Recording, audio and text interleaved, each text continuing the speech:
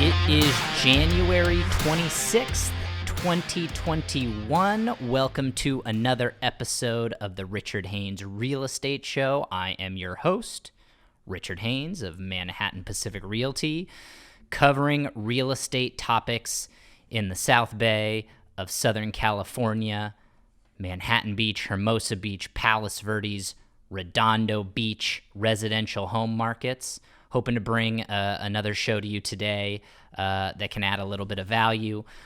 Going to cover one main topic today and then a secondary topic that I got texted to me last night from a client who's interested in learning a little bit more.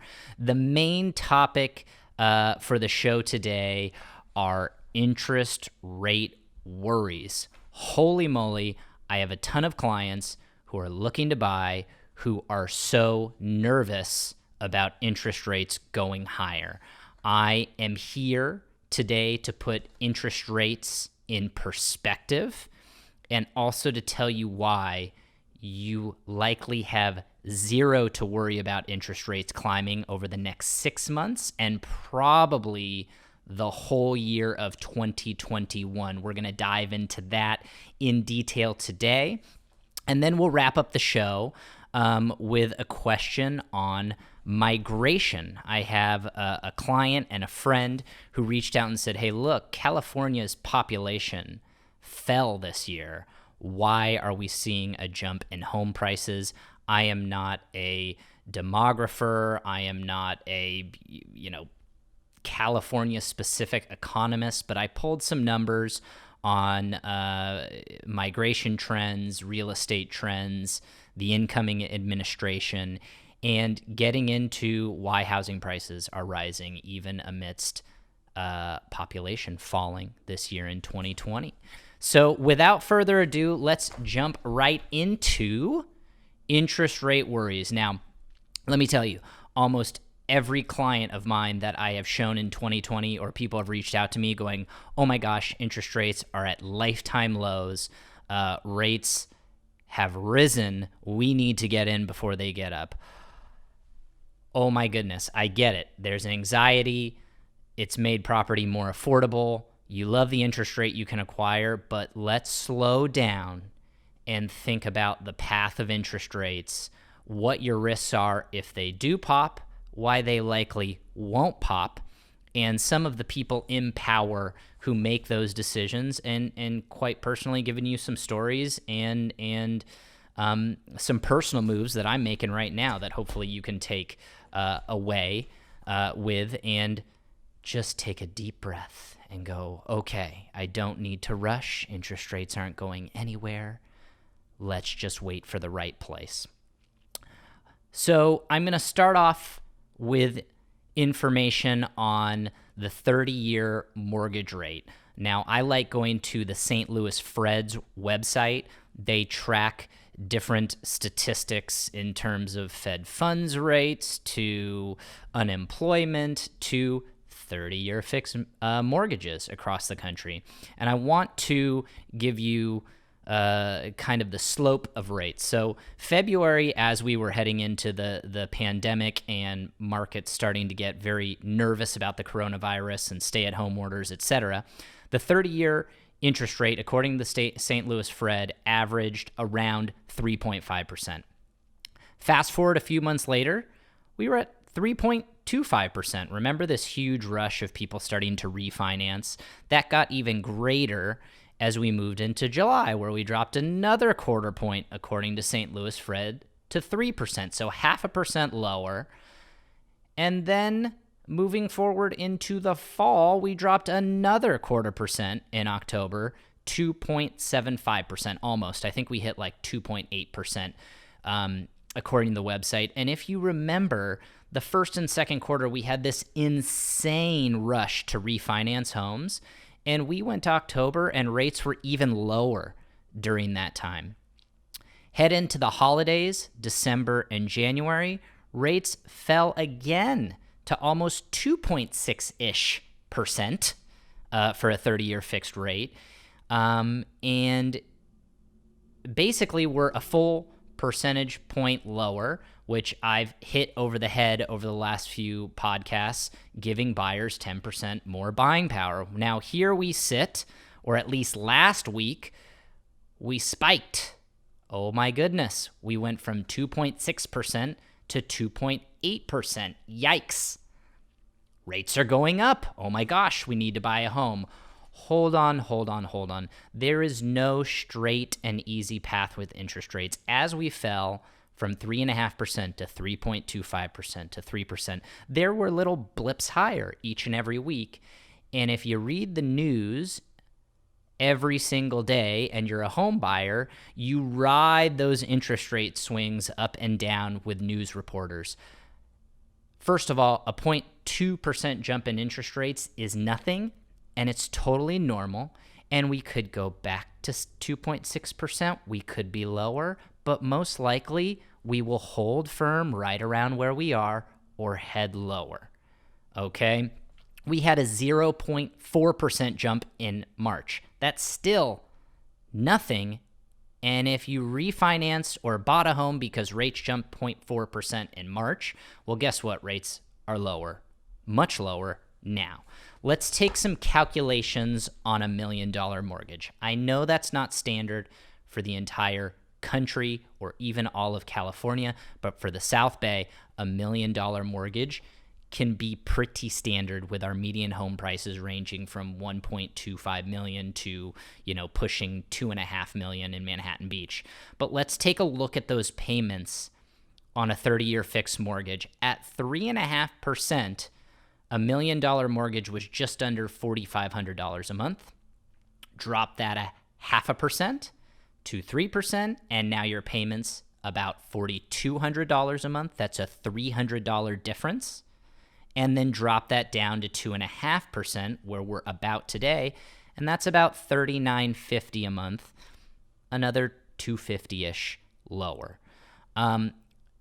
It's hard to communicate in a podcast and give you all the numbers. I could give you 0.25% drops, but basically with every 0.5% drop, you save about $275 a month.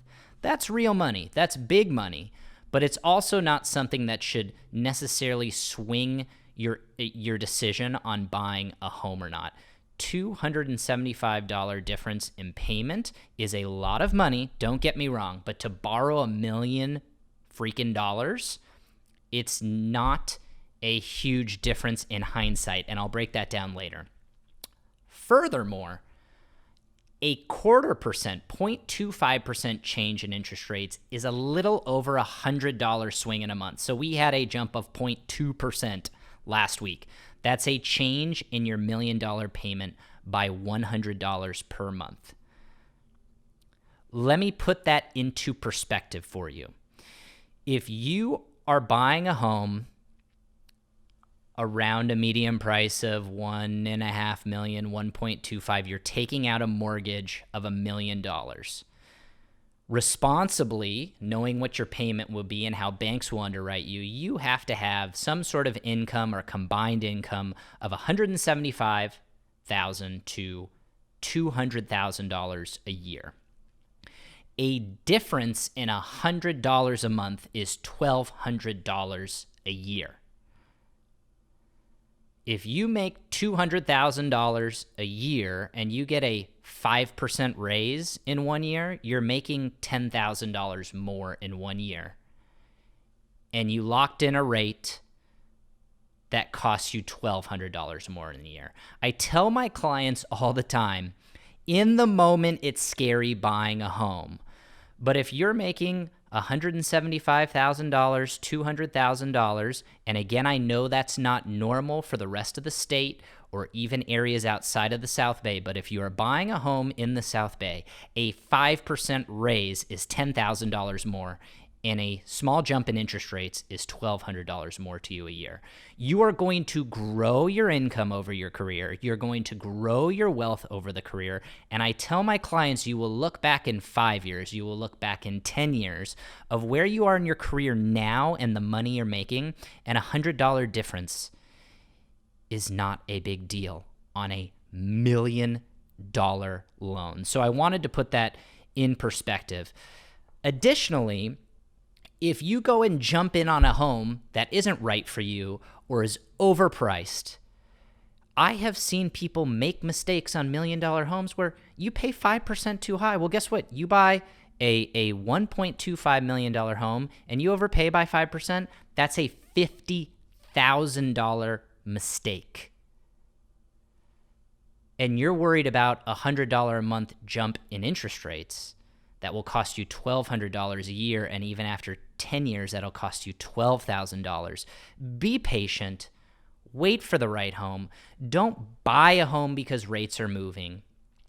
It's really not a huge deal in the large scheme of things. Your income's going to rise and offset, and if you make a mistake on a home purchase and rush in and make the wrong house buy that you have to sell a couple years later because you don't like the home, or you overpay because you're overzealous, you're not going to make up those mistakes, and $100 more waiting for the right home is the proper move.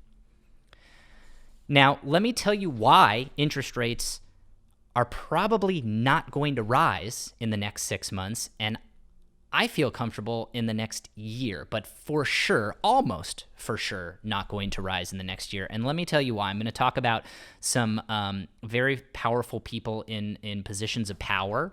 I'm going to talk about Federal Reserve Chair Jerome Powell.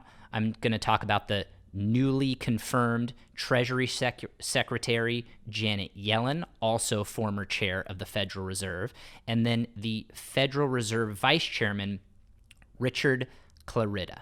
Okay, we're going to talk about these three people, but before I do that, I'm going to give you guys a little background on how mortgages work. Everyone follows Fed funds rate, 0 to 0.25%, and they think that mortgage rates move up and down as the Fed moves rates up and down. They have an influence, but they don't directly affect mortgages. Also, people follow the 10-year Treasury, which is trending around 1%, I believe, don't quote me, that the 10-year Treasury moves mortgage rates. It is not a direct mover of interest rates, but it is something that mortgage rates can track, and banks and loan companies use to hedge their bets when they're doing mortgage-backed securities. But you hear that word, mortgage-backed securities. Mortgage-backed security prices are what influence home mortgage interest rates. And this is the big deal. When the pandemic hit, when the Great Recession hit over 10 years ago, the Federal Reserve started buying mortgage-backed securities in the hundreds of millions, in the billions of dollars, because as they buy up these securities, it drives down mortgage rates. And that is what Federal Reserve Chairman Jerome Powell did when the pandemic hit again. He knew people would be worried about people paying mortgages, defaulting on foreclosures, not paying their rent, landlords defaulting. People would do well. The economy would perform much better with lower interest rates. So the Fed started buying mortgage-backed securities. That's why mortgage rates have dropped a full percentage point, because the Fed is buying up mortgage-backed securities on purpose to drive rates lower to help the economy and the housing market. Jerome Powell has committed to buying mortgage backs, and they have a mandate, the Federal Reserve have a mandate that they want to see inflation above 2% for several months, if not several years, before they raise rates. And inflation has stayed below 2% for years. So they need to do a lot of stimulation to have rates rise.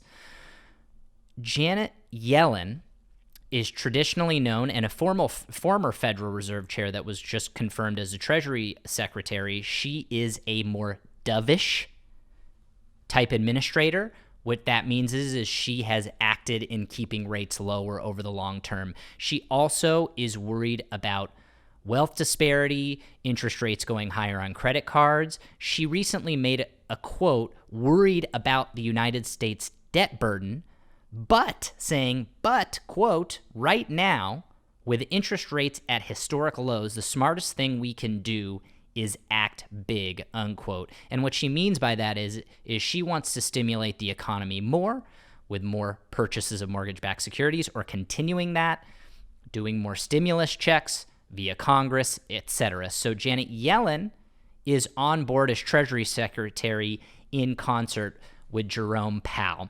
And then finally, Richard Clarida is a Federal Reserve Vice Chairman. He was recently interviewed on CNBC, and I'll give you a couple quotes of his. Quote, "My economic outlook is consistent with us keeping the current pace of purchases throughout the rest of the year," unquote. That is in reference to mortgage-backed securities. So Mr. Clarida is saying they are going to continue purchasing mortgage-backed securities as they have been all year since the start of the pandemic, which means they're going to keep interest rates low and consistent with where they have been. He also said, in reserve to lifting those purchases, he said, quote, "It will be quite some time before tapering," which means they're tapering those purchases, unquote. And then finally, the last quote I'll share with you with him is he says, "Right now, I think maintaining the current pace of purchases throughout the remainder of the year is my expectation." So he's this broken record of saying we're going to continue buying mortgage-backed securities. They're going to keep them stable, and they're going to keep them low, and interest rates are not rising. So forget about it. Don't worry about interest rates rising. I know you want to rush in and buy a home. You've got 6 months. You've got 12 months. They are not going to stop mortgage-backed security purchases this year. Maybe later in the year they talk about tapering, but I highly, highly doubt it. You're in the clear the next 6 months, most likely the next 12 months, with Yellen, Powell, and Clarida maintaining purchases on mortgage-backed securities and knowing how important that is to the mortgage market. I'm going to tell you guys a little story. I used to be a loan broker straight out of college, so I learned a lot about how mortgage-backed securities works and interest rates works. And I'll tell you, during the Great Recession, when we saw interest rates crash, I was having conversations with clients going, "This is the lowest we're ever going to see rates. Oh my goodness, I need to refinance. Hurry up, let's get this done." And I saw people paying 2 points, 3 points on their 30-year mortgage, buying it down as low as they possibly could because they never thought rates would go lower. Where were we at during the Great Recession? Was it like 4% interest rates? Somewhere in there. Now we're below 3 in the 2s. So 12 years ago, we didn't think interest rates could get any lower or that they could be maintained. And throughout the last a dozen years, we've continued to go lower. It's just not going to change. And globally, if you read my August 2019 blog on manhattanpacificrealty.com/blog, I talked about globally other countries with even lower interest rates than us. What was crazy is in August of 2019, Japanese 10-year fixed mortgage rates were at 0.65%. Can you believe that? That's 2% lower than where we are. Now, Japan has a lot of structural problems in a declining housing market that they're trying to stimulate, but we can go lower. Will we go much lower? I don't know, but we could.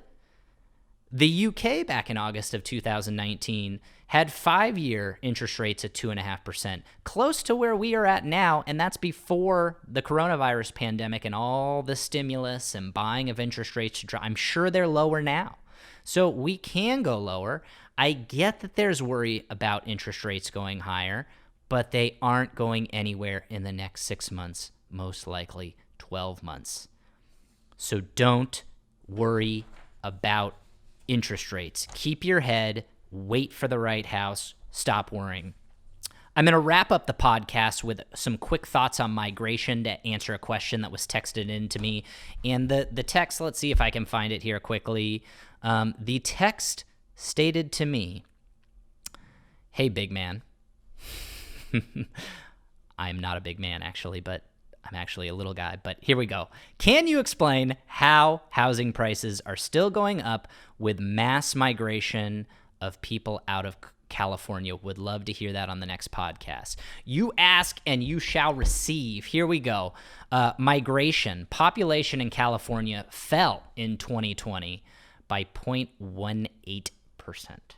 So a very small drop. It looks like here, if I'm looking at the numbers, by like 100,000 people or something like that. California has almost 40 million people, and we lost 0.18%.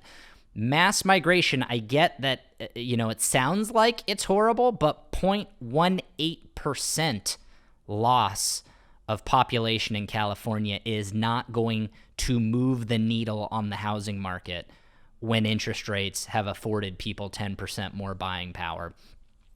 An AP CNBC article took July 1st, 2019 to July 1st, 2020, so part of the pandemic times of last year, and California's population rose by 0.05%. So we actually had growth of 21,200 people. Now, we had more people moving out, but when you add in births, et cetera, we still grew July through July, ending 2020.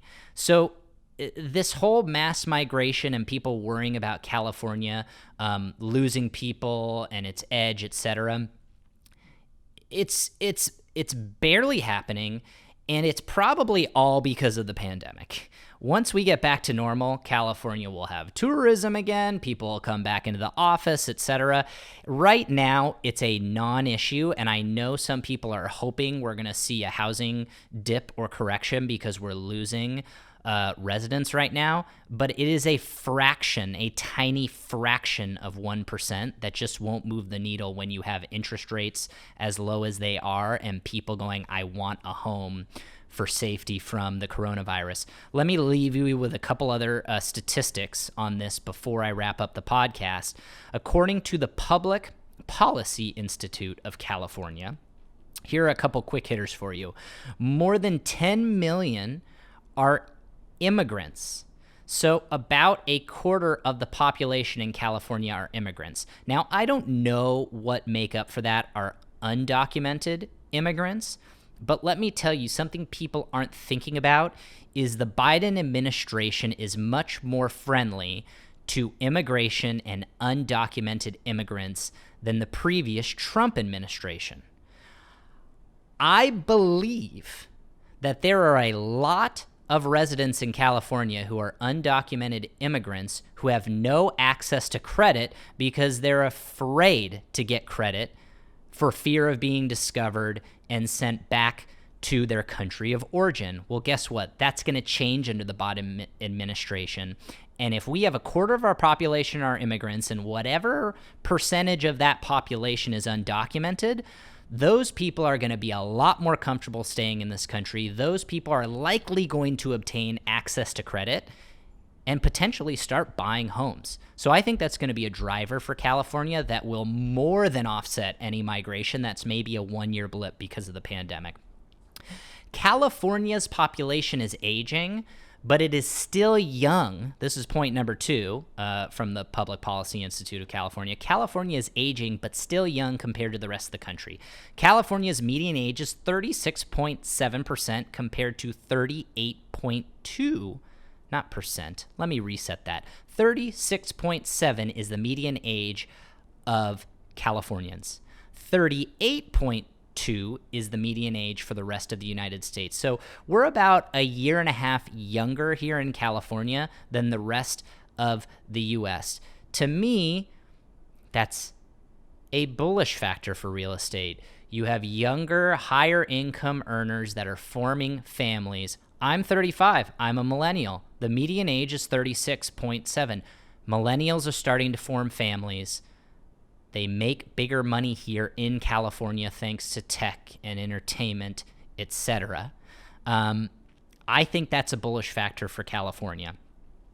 I do think our populations too. So those are 2 big points for me of why I think migration is a non-factor here in California. I'm going to do a couple other quick hitters for you before wrapping up. I think we could be undercounted thanks to the census this year during the pandemic, and again, undocumented immigrants scared to report to the census. There have been really cool articles on the baby bust of the pandemic. California gets a lot of its population growth from families having babies. 2020 was a baby bust because people were afraid of conceiving and having babies during the pandemic. Also, high-paying jobs. Dinks DINK stands for dual income, no kids. If you read John Burns, Big Shift Ahead, John Burns of John Burns Real Estate Consulting, he talks about the shift of the household having both husband and wife or both partners working full-time and sending their kids to daycare. We're going to get more and more of that. If you want to own a home, both partners need to be working and you need to be sending your kids to daycare. I think rather than one partner working and the other one staying home, both partners working are going to drive incomes, drive prices, etc. And then to leave you with this, around 100,000 housing units a year added to California. The 2019 July to 2020 July, 21,200 people moved to California. We added 100,000 units. That is more units added, but when specifically you're looking at the South Bay, which I know this question is directed, you tell me where we're adding new homes. Tell me the new plots of lands where we are building 20-unit new home developments, 100-unit new home developments. They are few and far between, and the last 100-unit home development I can think of in the South Bay is Rolling Hills Country Club, and those are $5 and $6 million homes. I just don't see housing units being added to the South Bay. Migration is essentially flat. It grows every single year in California, with the exception of this year. It's a non-issue. Prices will not be affected because of slowing growth for this pandemic period, and I think we get back to growth next year. I'm going to leave you guys with that. Thanks for listening to another episode of the Richard Haynes Real Estate Show. We'll get back to you next time. Have a great week. See ya.